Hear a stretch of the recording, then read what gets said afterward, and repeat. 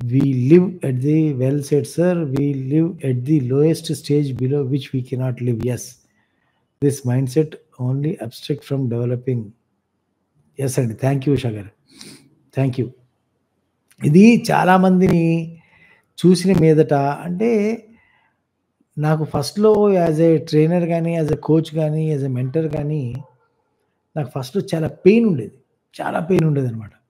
అంటే ఒక వ్యక్తి వచ్చిన తర్వాత ఆ వ్యక్తి అంటే ఒక టీచర్‌కి స్టూడెంట్ యొక్క పొటెన్షియల్ తెలుస్తది. అంటే వాడి సమర్థత స్థాయి తెలుస్తది.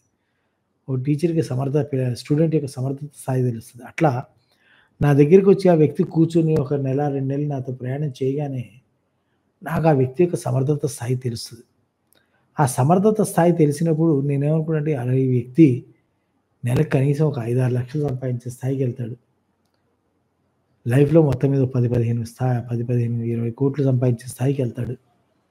అంత సమర్థత ఉంది ఈ వ్యక్తికి అని నేను నమ్మి, ఆ వ్యక్తిని దాని దిశగా ఎంకరేజ్ చేయటం, నేను తన కోసం కృషి చేయటం, తనకి రకరకాల నాలెడ్జ్ షేర్ చేసుకోవడం, రకరకాలుగా తనని ఎంకరేజ్ చేయటం, ఇవన్నీ జరిగేవి.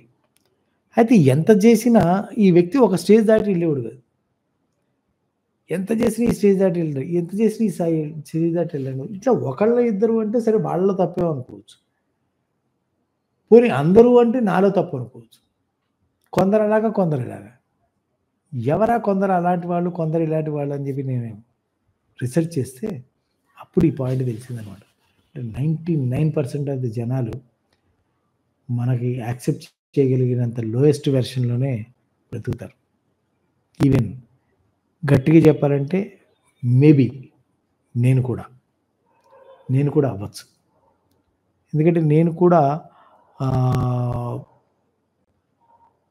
పాపులారిటీ లెవెల్‌లో గానీ, మార్కెటింగ్ లెవెల్‌లో గానీ, పబ్లిసిటీ లెవెల్‌లో గానీ, లేకపోతే మిగతా వాళ్ళు చేసినట్టుగా ఊదరగొట్టేసి ఇది మార్కెటింగ్‌లో అడ్వర్టైజ్‌మెంట్‌లో ఊదరగొట్టేసి వీడియోల మీద వీడియోలు రిలీజ్ చేసేసి వాటిని పెయిడ్ యాడ్స్ కింద పుష్ చేసేసి రకరకాలుగా చేసేసి రకరకాల పాపులారిటీ రకరకాల దీన్ని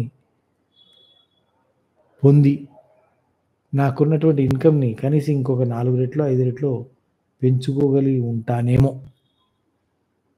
ఐ డోంట్ నో. కానీ నేను కూడా ఎక్కడో ఆగిపోతాను. దాన్ని. సో, ఇది పాయింట్ మిగతా వాళ్ళకి నాకు తేడా ఏంటి, మిగతా వాళ్ళకి వాళ్ళు ఈ పాయింట్ దగ్గర ఆగారు అన్న సంగతి వాళ్ళకి క్లారిటీ రాదు. నాకు క్లారిటీ వచ్చింది కాబట్టి ఎప్పటికప్పుడు ఏ స్టేజ్‌కి ఆ స్టేజ్‌లో ఆ స్టేజ్‌ని దాటడానికి కృషి చేసి దాటుతూ ఉంటామే. So, this is a continuous journey అండి. లైఫ్‌లో if you want to earn more, you have to learn more. Only learner can earn. ఎర్న్‌కి ఒకటే తేడా. ఎక్కువ లెర్న్ చేసిన వాడే ఎక్కువ ఎర్న్ చేయగలడు. కానీ మనకున్నటువంటి మిడిల్ క్లాస్‌లో ఇండియన్ మెంటాలిటీలో ఏంటంటే, ఓ డిగ్రీ చదువుకుని, ఓ చిన్న ఉద్యోగమో, వ్యాపారం వచ్చి, ఓ సంపాదన మార్గం ఏర్పడ్డాక మన లెర్నింగ్ అనేది ఆగిపోతుంది. కాబట్టి మన ఎర్నింగ్ కూడా అక్కడే ఆగిపోతుంది. ఎస్పెషల్లీ ఇవాళ రోజున సోషల్ మీడియా గానీ, ఇంటర్నెట్ గానీ, ప్రపంచం అంతా గ్లోబల్ విలేజ్ అవుతున్న ఈ సందర్భంలో ఎక్కడి నుంచి ఎవరైనా ఎవరికైనా పోటీదారులుగా మారుతున్న ఈ సందర్భంలో you are outdated if you are not updated. మనం అప్డేట్ కాకపోతే అవుట్‌డేట్ అయిపోతాం. సో, ఎప్పటికప్పుడు అప్డేట్ అవుతూనే ఉండాలి. Even me after 25 years of experience ఈ రోజున కూడా సంవత్సరానికి 2, 3 ప్రోగ్రామ్స్ నేను డైరెక్ట్‌గా అటెండ్ అవ్వడం, కొన్ని ఆన్‌లైన్ ప్రోగ్రామ్స్ అటెండ్ అవ్వడం, పుస్తకాలైతే లెక్కే లేకుండా చదువుతూ ఉండడం చేస్తూ ఉంటాం.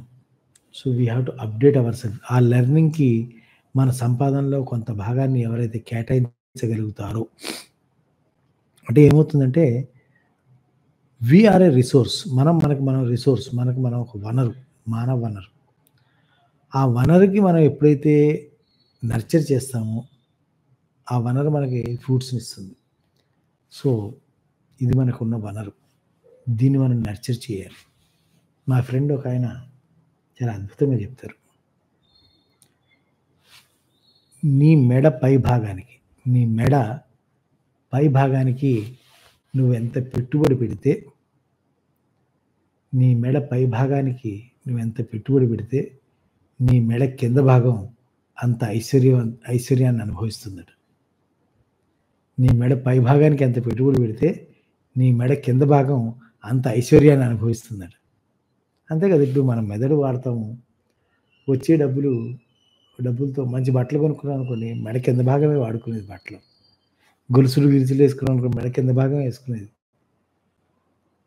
సో, మంచి గిజనం చేసామనుకో మెడ కింద భాగానికి. సో, మెడ పై భాగానికి మనం పెట్టుబడి పెడతాం. కానీ దాని ఫలితం మట్టుకు అనుభవించేది మెడ కింద భాగం అనమాట. సో, మెడ కింద భాగాన్ని సుఖపెట్టాలంటే మెడ పై భాగాన్ని కష్టపెట్టాలి. ఈ చిన్న సూత్రం తెలిసిన వ్యక్తి రెగ్యులర్‌గా వాళ్ళ సంపాదనలో అట్‌లీస్ట్ 10%, 15%, 20% ఎంత ఎక్కువ పెడితే అంత మంచిది. ఎంత ఎక్కువ పెడితే అంత ఎక్కువ తొందరగా జీవితంలో అభివృద్ధి చెందుతాడు. మెడ కింద భాగం అంత ఐశ్వర్యవంతం అవుతుంది.